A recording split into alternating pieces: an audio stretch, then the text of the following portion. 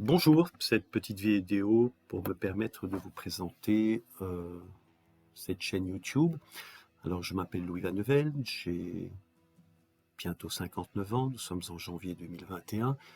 Je suis informaticien, je suis enseignant et j'enseigne à l'Institut Franz Fischer à Schaerbeek qui se trouve à Bruxelles en Belgique.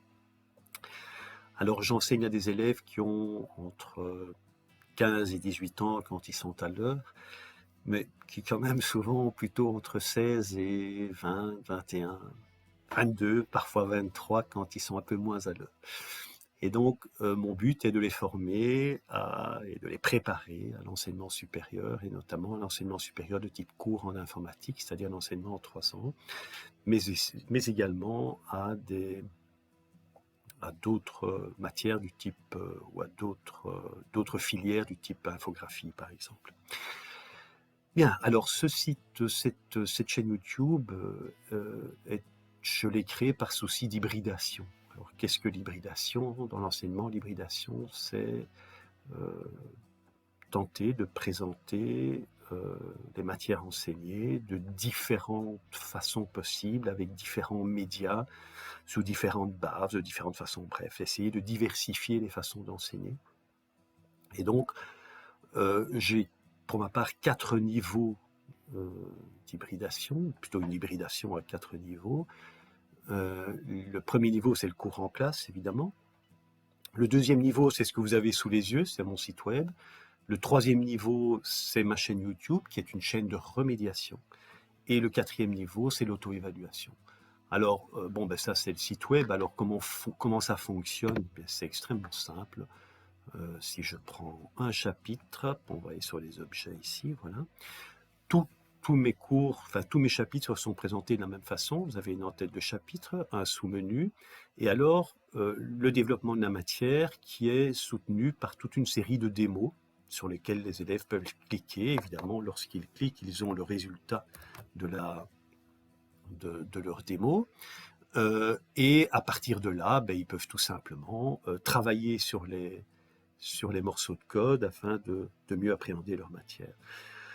Au cas où les choses ne fonctionnent pas bien, au cas où la compréhension n'est pas parfaite, n'est pas complète, les élèves ont accès à des vidéos YouTube que je réalise évidemment moi-même, c'est l'objet de cette chaîne.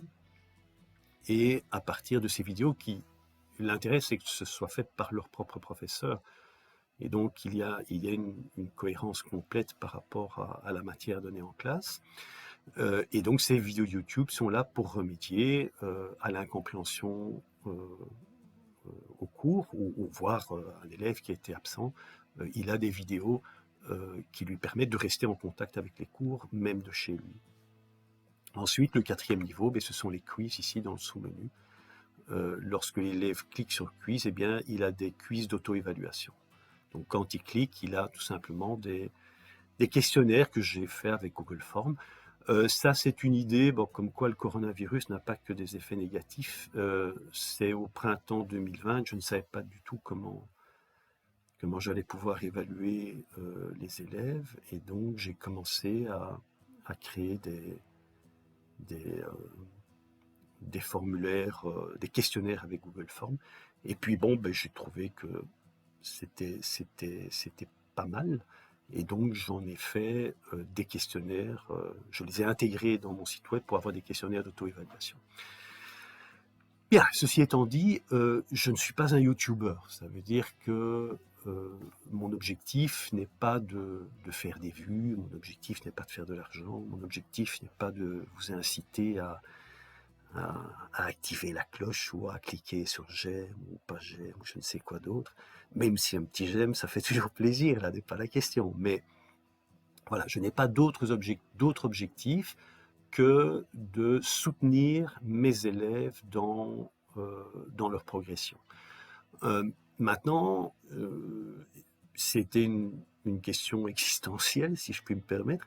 La chaîne est publique, ça veut dire que tout le monde peut venir voir. Et si vous ne faites pas, ou si tu ne fais pas partie de mes élèves, moi j'ai aucun souci avec ça. Si les vidéos sont appréciées, c'est très bien. Si elles sont pas appréciées, c'est très bien aussi.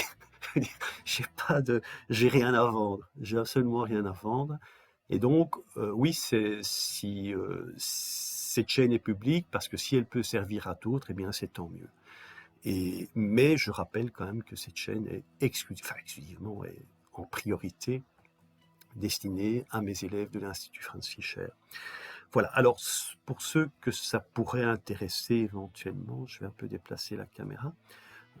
Ici à droite, là, vous avez la référence officielle, c'est-à-dire la référence publiée par la communauté française de Belgique concernant le programme des cours d'informatique pour les TT informatiques, donc pour les techniques de transition informatique. Alors, ici, ce sont en dessous mes programmes. Alors, mes programmes, c'est le détail de ce que je vois sur les 3 ans avec mes élèves. Maintenant, ici, je dois mettre les choses à jour parce que là-dedans, il y a des choses que je ne fais plus, et puis il y a de nouvelles choses que je fais, mais que je n'ai pas encore, je n'ai pas encore actualisé tout ça. Donc, il faudrait que je le fasse parce que c'est important, surtout pour celles et ceux qui voudraient s'inscrire dans notre école et qui prendraient ça comme base. Il faut que j'actualise tout ça. Mais je dirais que la base officielle, elle est ici. C'est le programme 477-2016-248A. Eh bien, ce merveilleux programme, je le suis. Je la mets pas totalement. Je dirais que je présente, allez, entre 80 et 90% du programme officiel, je le fais. Alors pourquoi je ne fais pas les 10 ou 15% qui restent? Je ne le fais pas. Pourquoi? Mais tout simplement parce que soit je considère que ce sont des choses qui sont déjà acquises par les jeunes, contenus qui sont quand même forts au contact de l'informatique, et donc il n'y a pas lieu de le répéter quelque part. Ou alors des choses que je trouve complètement inutiles pour leur formation et pour leur préparation à l'enseignement supérieur, et donc je zappe. Mais quand même, je respecte quand même 80-85% du programme, c'est déjà pas si mal. Donc voilà, mais ils ont plus, c'est-à-dire que en fait ce programme, dans mes programmes, en fait, je couvre plus de matière, soyons clairs. C'est pas ici, je fais pas une formation au rabais, c'est plutôt l'inverse. C'est que ce programme-là, moi, je ne le considère pas totalement suffisant, et donc j'ai poussé le bouchon un petit peu plus loin sur les différents aspects que j'aborde, notamment sur le JavaScript, parce que ça, c'est le langage. Je suis d'ailleurs très content, parce que moi, quand j'ai commencé avec JavaScript il y a très longtemps, on se moquait un peu de moi, et puis maintenant, il n'y a plus personne qui se moque de moi, donc je suis très content. Mais ça, c'est grâce à React, c'est grâce à Angular, c'est grâce à Node et tout ça. Enfin bref. Et donc, voilà, c'est les objectifs de la chaîne YouTube. Je crois que j'ai tout dit. Et je vous souhaite tout d'abord bienvenue sur la chaîne, et puis j'espère que vous viendrez voir mes belles vidéos. À très très bientôt. Au revoir.